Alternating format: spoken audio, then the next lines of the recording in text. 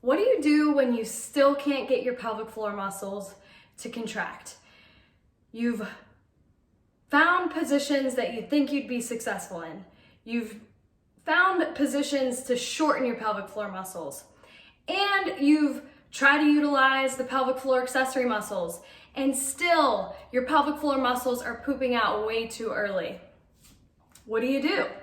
My name is Dr. Jocelyn Conley. I'm a pelvic floor physical therapist, founder of the Vagina Doc, and in this video, we're gonna talk about what can you do if the previous options that we talked about in the videos prior to this one don't work for you or aren't effective enough. So if you have not watched those videos, please watch those first. I will include the links below so you could refer back and then come back and watch this one. All right, so what do you do now? We have a couple options, but we've got to start with the first, which is called recreate your map. Recreating your map, what the heck does that mean? Well, when you have a trauma, whether that's from a labor and delivery or that is some other physical trauma, that damage, and I hate to use the word damage, but it is what it is, the damage to the muscle fibers can and often impacts the sensory experience of the muscle. So when we have an injury, our body goes into protection mode and often inhibits, so doesn't allow those fibers to work as effectively. So that can be part of the muscle, that could be a big part or a small part, but nonetheless, the muscle itself is not functioning appropriately. And their sensory, like what they detect, what it feels can and often is impacted depending on the nature of the injury. So you're not getting inputs that are being sent to the brain on what's going on in your body. And hey, you may not even had awareness of this area to begin with. So you have two things that are posing a challenge to your system in terms of healing and recovery.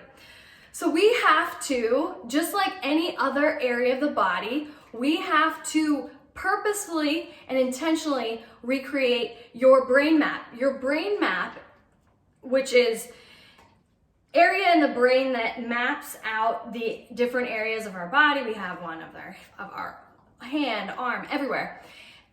Depends on the inputs. And if there's not as many inputs, the amount of space that's dedicated to that area in the brain goes down or is changed.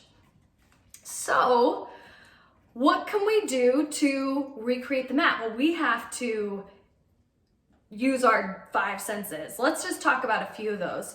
Touch and vision. Now we can only do what we can do from a vision perspective because of where our pelvic floor muscles lie. They're within internally, but we could see from the outside what's happening based on what we are doing. Like if we're contracting or whatever, if we're touching an area and we experience a sensation, we need to see that area to validate in our brain, hey, this does exist. So what we do is you have to take a mirror down there to get the visual of it. You can look at diagrams and you do different types of contractions. You breathe, there's all sorts of things you can do, and you watch. So your brain says, oh, that does exist. And this is beyond this video, but we talk about positive language, like not talking negative or fearful language, because that will inhibit the growth process and the adaptation process. It may even push it back. Then we talk about touch. So that's using your hand. That's using different types of objects to create different sensory experiences, like deep pressure, light touch. Not just your hand, but like a cotton ball for really light touch, or vibratory stimulation. Because we have different cells within these muscle tissues and the skin tissues and body tissues that are sensitive to different pressures and stimuli. So we need to add variety. So that step 1 is recreate your map. This is before step 2, regardless of what you do for step 2. So step 2 is give it a boost. What I mean by that is, if you know anyone that has ever had a major knee surgery, they may have had what's called electrical stimulation, neuromuscular electrical stimulation. That is where a trained provider places there's different types of ways to do this, but let's just keep it simple for the leg, like stickers on different areas of the target muscle, and adds an electrical current, a specific electrical current with different behaviors, and turns it such turns it on, and there is current that travels to the muscles to basically stimulate the muscles for you when they are struggling. So it's a boost. And similar can be done for the pelvic floor muscles. The pelvic floor muscles you can use surface electrodes to do this, but I prefer, if possible, to use internal electrodes because it's right on within the tissue or closest to the pelvic floor muscles, versus you have to get through more skin and fat with the surface electrodes externally. So you can add electrical stimulation to help give those muscles a boost to wake the heck up.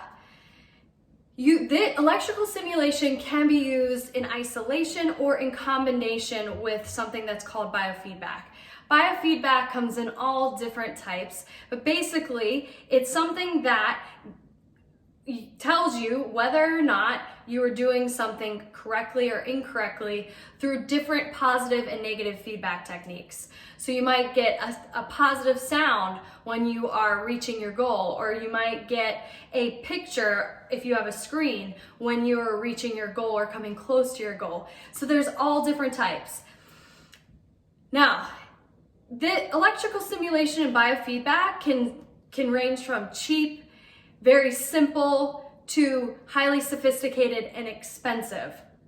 There are different products on the market that suggest that it does, especially the biofeedback, but there might be electrical stimulation. In any case, I'm not a huge fan of the over-the-counter because of the machinery isn't as sophisticated as what we would use in the clinic. But if it does the trick, it does the trick. Now, those products are not necessarily FDA approved, so just be aware of that. And there's always risks and benefits to anything you do go with.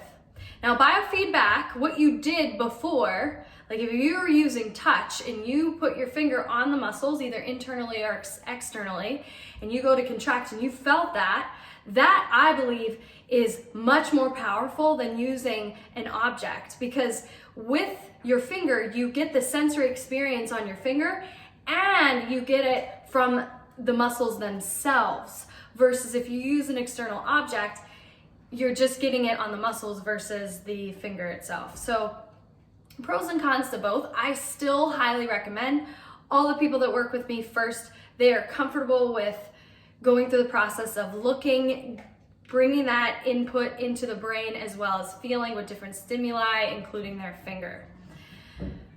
So in summary, if your pelvic floor muscles are pooping out like way early, you might be a candidate for trying a couple different interventions.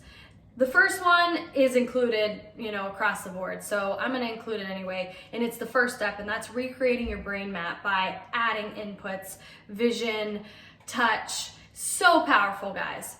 Then we could talk about adding a boost from electrical stimulation or perhaps external biofeedback methods. And you can range from very basic, simple, affordable, just off the shelf, and that can range to very sophisticated and more expensive. And typically, I lied. Insurance companies should be covering this, but that's usually not often the case. So if this was useful information, please press the like button. Also, if you have any questions or you want to join the conversation, comment below.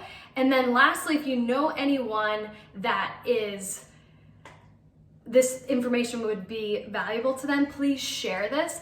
And don't forget to subscribe so that you can be notified and you are every time a new video is put out. If you're in the Phoenix Valley and you want to work with me, please reach out. Right now my website's in construction, so I will put methods to contact me below, as well as if you're not in Arizona and you want to work with me from a fitness or a coaching perspective, again, reach out. I offer a variety of services and I don't make location to be too much of a inhibitory factor. And please, if you have any feedback for me, leave it in the comments. Thank you guys for watching, and I'll see you on the next video.